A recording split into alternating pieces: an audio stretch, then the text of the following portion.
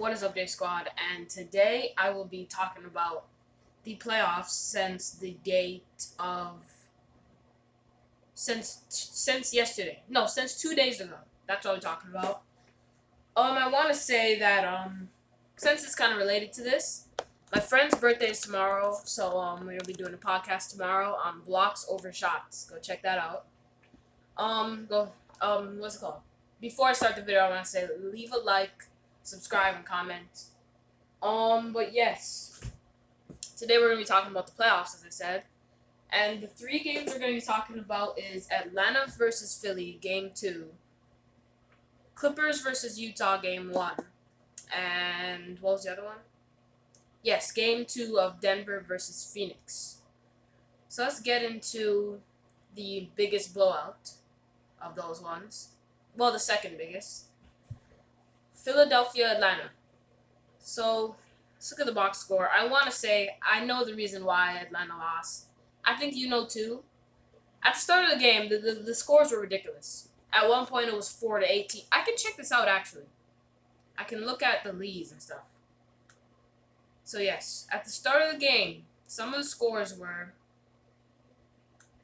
Okay, let me just. It's okay. So here is some of the scores. 2-10. 4-18, 6-23, and there was another score. At the end of the first quarter, even it was 20-33. So yeah, terrible start on Atlanta's part, but they only lost by 16. It felt like it would be a bigger blowout, honestly. Their bench played good. Gallinari and Herter both scored 20 off the bench. It's just Solomon Hill and John Collins had 8 combined points. 0 from Solomon Hill, by the way. And they also only had 12 combined rebounds. So, not a good game for the starters. Because Bogdanovich, he was starting. 41 minutes, 14 points. 7 boards, but like 14 points is...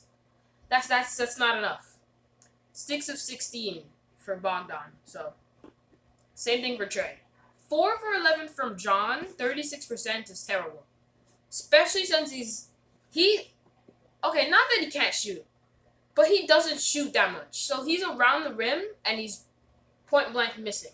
Like that's what it is. And another thing, this isn't really related to this game, but the Hawks need Onyeka Okongwu to develop. And because this season he averaged, let me see, 4 and 3. So like, if he can get those stats up and average like 7 and 6, that's not a lot. 7 and 6 next season, and if he keeps progressing, then they'll have another good big man. Hopefully, he can become the good defender that he was when he was not in the NBA. So yeah, hopefully he can develop into that good defender because they're gonna need to stop Joel. He's had 40 and 39 in both of the games. So 79 points combined. So that's ridiculous. That's ridiculous. Okay, let's go on to the next game that day, which was Utah-LA. And I want to say, I have 2 big reasons why the Clippers lost this. Like, I know why. 1, blown a lead. In fact, I saw something, and it said that Utah had the lead for 1 minute and 11 seconds this game. No, not 1 minute, like 2 minutes and 11 seconds. That means that, I have to do math here, the Clippers had the lead for, take away 2 from 46 and take away another 11. They had the lead for 46 minutes and 49 seconds, and they lost. Like, that's ridiculous, bro. Like, Utah had the lead to start the game, but for the whole middle of the game, from the second to the third, they had the lead. They had the lead for the whole time, and Utah made a comeback. Yeah, but amazing game from Donovan, 45, 3, and 5. And what was I gonna say? Yes, the second thing. In the clutch. Let me click on this so I know I'm not getting it wrong. Marcus Morris had 9, 3, 1, 1, and 1.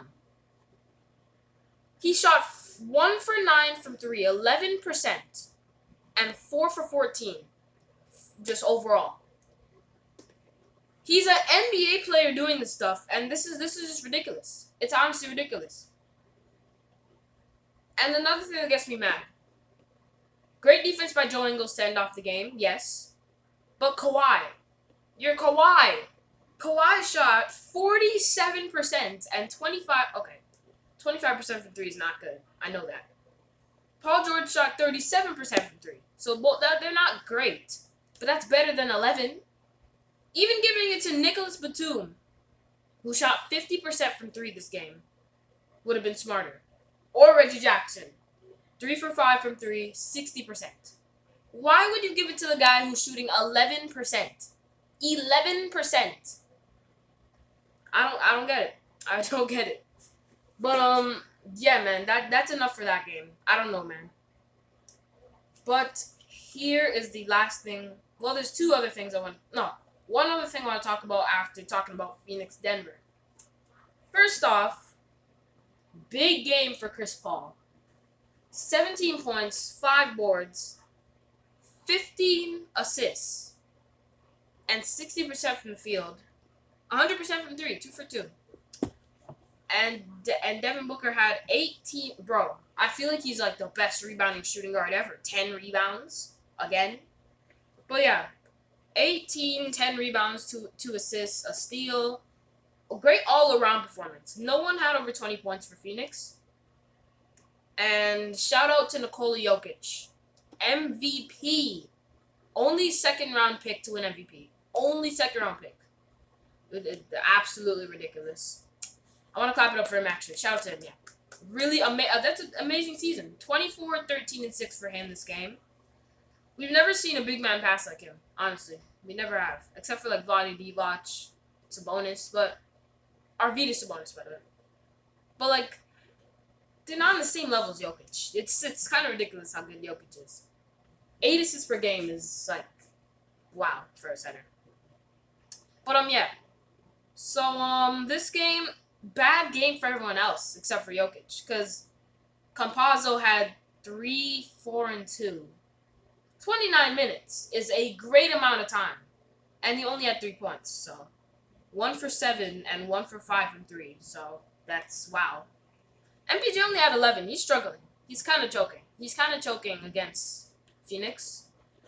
Yes, Phoenix is they're in this league. They're a top tier defensive team right now. I can say that.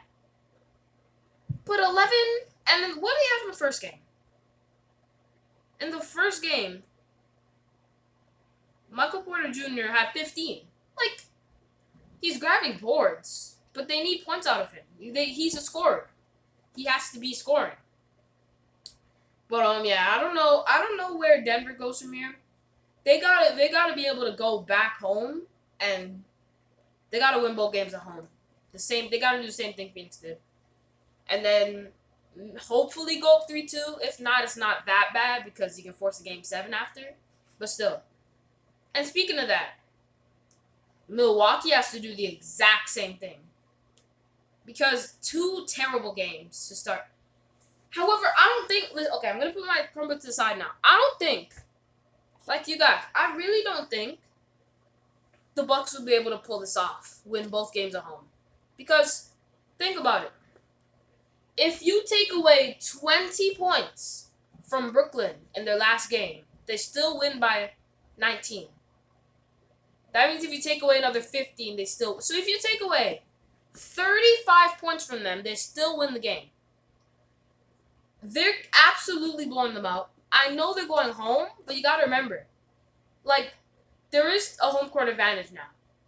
Definitely now. But it's not as big as before. Like, you get what I'm saying? Like, the fans are back, but it's not the same amount as before. So, I do think Brooklyn will go up 3-0. Milwaukee can win the next 2 games if they want. They can make it 3-2. So, like, I think Brooklyn goes up 3-0. That's basically what I'm trying to say. I don't know if it's gonna be a sweep. I think Milwaukee will take 1 game at least, but I don't know, man. I'm disappointed in Giannis. That's what I was thinking to myself what I was gonna say in this video before. Giannis, bro. Like, he could be averaging 30 and 18 in the series, bro. And that's not an exaggeration. I'm not lying. I'm not lying to you guys. If he puts his head down and goes from point A to point B, you're telling me anyone on Brooklyn's gonna stop him? Yeah, I don't.